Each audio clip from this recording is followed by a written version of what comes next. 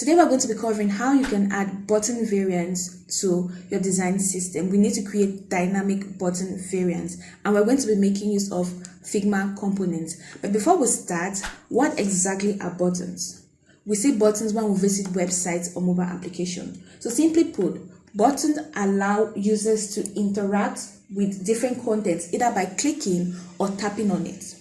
And that leads me to the button variants. So buttons have different states. The states that are common between the mobile and the web are, we have the normal states when you aren't interacting at all with the button. We have the active states when you are interacting with the button. So you have clicked on that button or you have tapped on that button. And we have the disabled state where the button is non-interactable or non-clickable. Now, we're going to be creating those three states, but because we are looking to creating a website for this particular project, we'll be adding the hover state.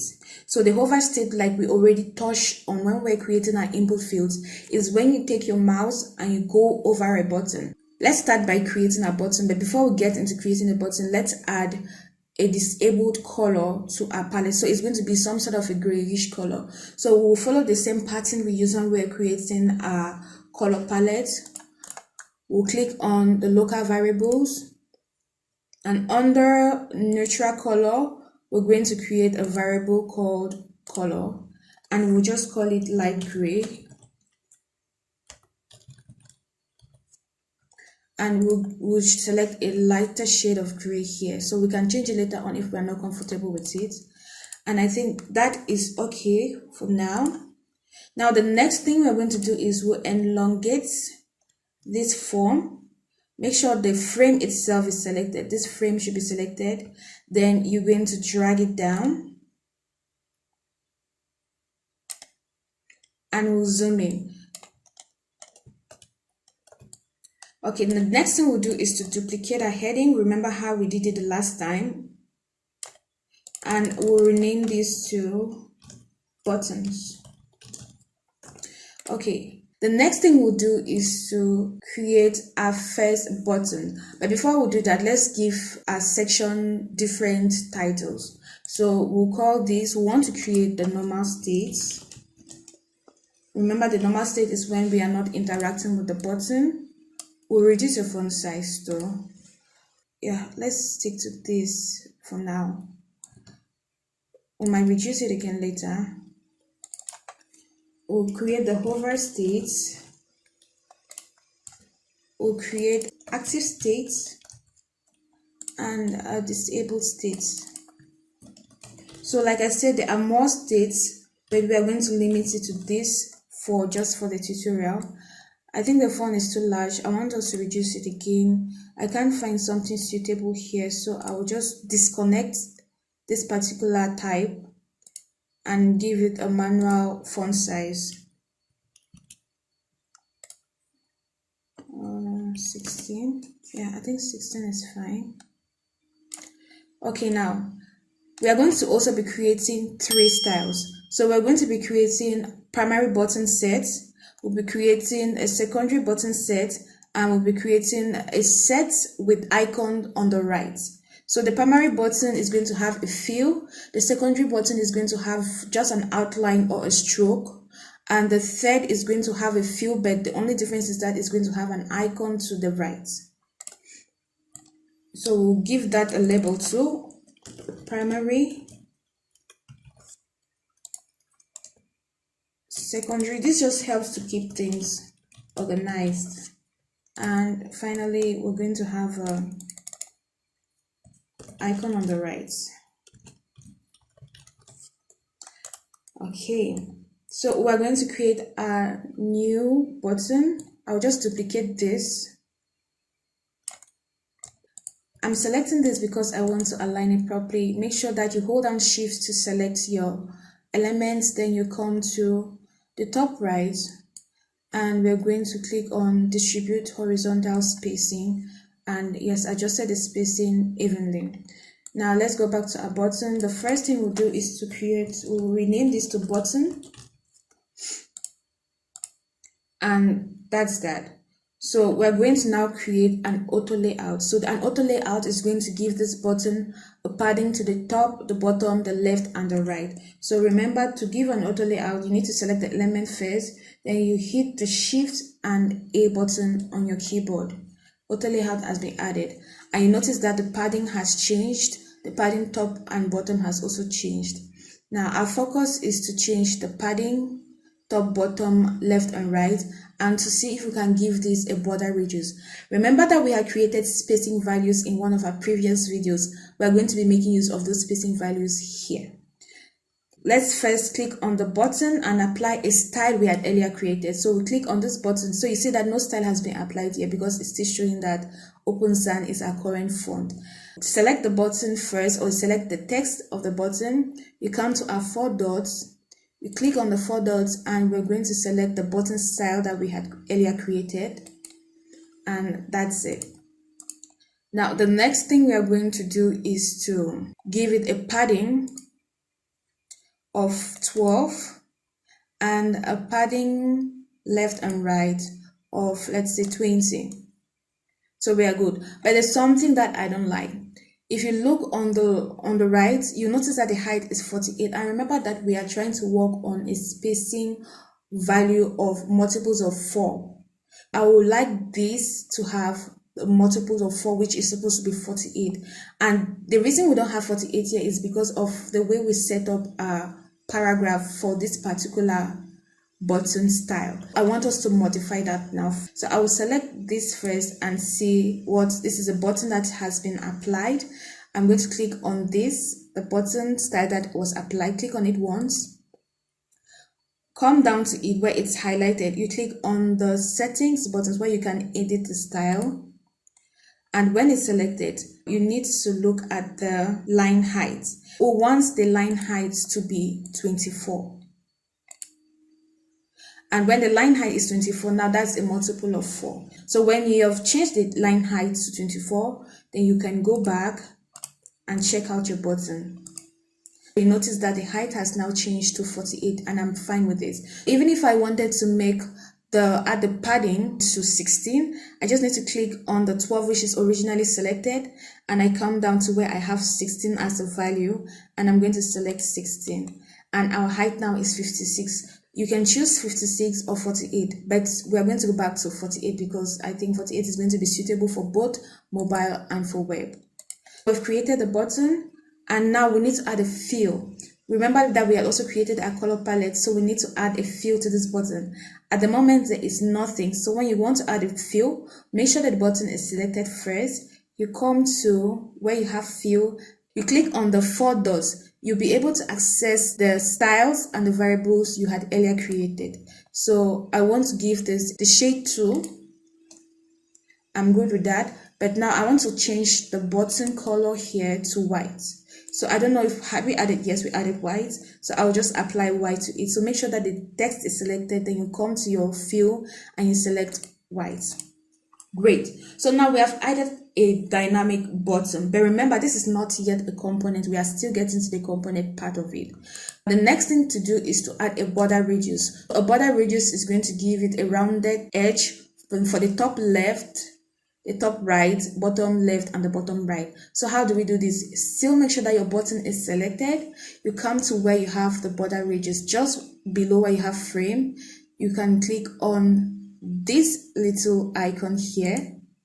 So we're going to select what we had earlier created for our radius. You can select small, medium, large, whatever it is you want to select. It's going to be perfect. But in this case, we're going to select large and see how it looks. Okay, large looks perfect. So we're going to stick to that. For now, we've created a normal state, and this is how the normal state is going to look for all the primary buttons. How do we create the hover states? We're going to just duplicate this normal state button, and we're going to change the style using the fill. Whatever it is you choose to do, the only thing is the button should have a different appearance. It's very good for accessibility first, and it's good for experience. So we're going to duplicate this for the active, and we're going to duplicate this for the disabled states. We'll change the hover state. What we're going to do is to change the background to a light or dark shade. In this case, we'll change to a dark shade first, and we're going to give this a drop shadow. And I'm giving this a drop shadow just because I don't think we have covered a drop shadow before. To add a drop shadow, you need to make sure that your button is selected. Then you come to where you have effects. If you don't see it on your screen, you just need to scroll down. Come to where you have effects. We haven't created a style yet, so there's no need for us to click on this. If you click on this, there is no effect style there. So we are going to just click on the plus button to add a drop shadow style to the button. And later on, we're going to add it to our style system. So we'll click on the plus button, and you can add any effect you want to your button. It depends on you. You can add a drop shadow, you can add an inner shadow, you can add layer blur, and background blur, but this is more effective with images. So in this case, we're going to stick to a drop shadow. Now we can change the parameters by clicking on this icon that looks like a light, and we can increase the blur. We can change the color to something else. You see how it changed to red? We can change how the shadow appears using the y-axis by adjusting the y-axis, or by adjusting the x-axis. So today we'll stick to just having 0, 0 for the x-axis and y-axis, and we're going to give a shadow using one of the colors we had earlier created. We'll just reduce the opacity a little bit, and I think that is good for our drop shadow. So if we want to use this shadow in the nearest future, we just need to add this to our effect style. So when you're done with the parameters and you're comfortable with the parameters here, you can just come back to where you have these 4 dots. You click on it once, then you click on the plus button where you have effect styles. You click once on it, and we're going to give this drop shadow 1. So that's going to be the name of our effects. You can create as many drop shadows as you want.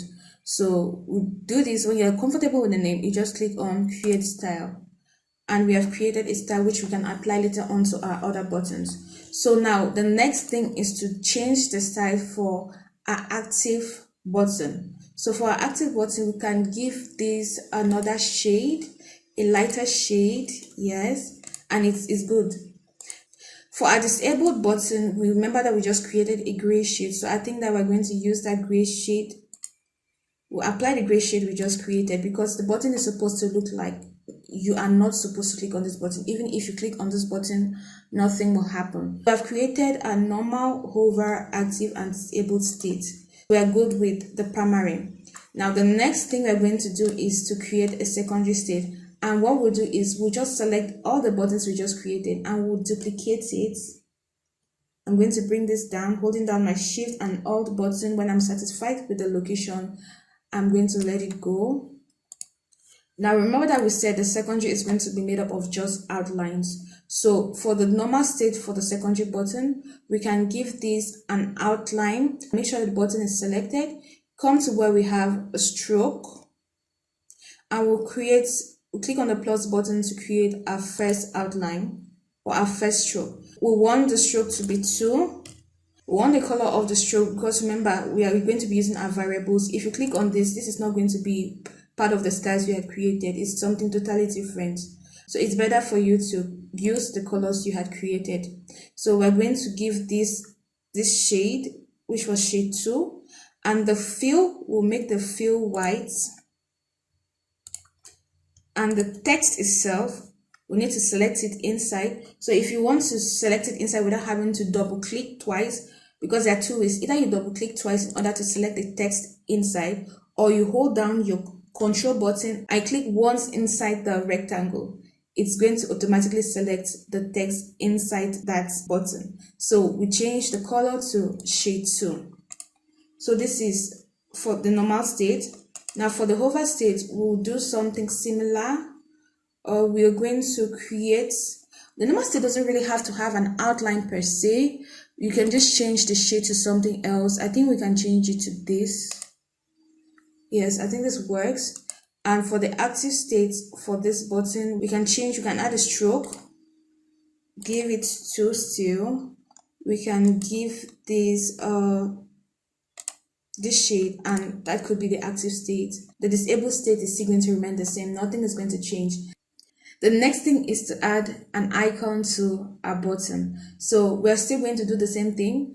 Click and select the buttons for the primary style. Then we're going to drag it down, and we're just going to add icons to the right of this button. So we're going to select the button that we want to add the icon to. Make sure that you come to where we have assets on the top left, and we're going to click and search for an asset that we may have added. So if we had added an arrow, which is what I want to add, I just need to type arrow, and if arrow is there, it's going to display. But this is not what I want. So we are going to refer to the icon library we earlier created. I want to use this, and I don't know the name here. So how do I find the name? I've selected the icon. I come back to my layers panel, make sure I click on the layers panel, and I see the name that was given to it, which is forward. So I'm looking for this particular icon. What I can still do is to copy this and paste it, but I want us to go to the root of accessing the icon from our component library, which you will find under assets. So I want the forward icon. I'm going to click here and tap forward, and this is what I want. So I will just drag and drop. Okay, so I just dragged and dropped it inside our button, but now the size is too large. I want to reduce the size to 16 pixels. So make sure that the icon is selected. Then you click on the constraint proportions icon once. It locks the proportion, so it scales proportionately.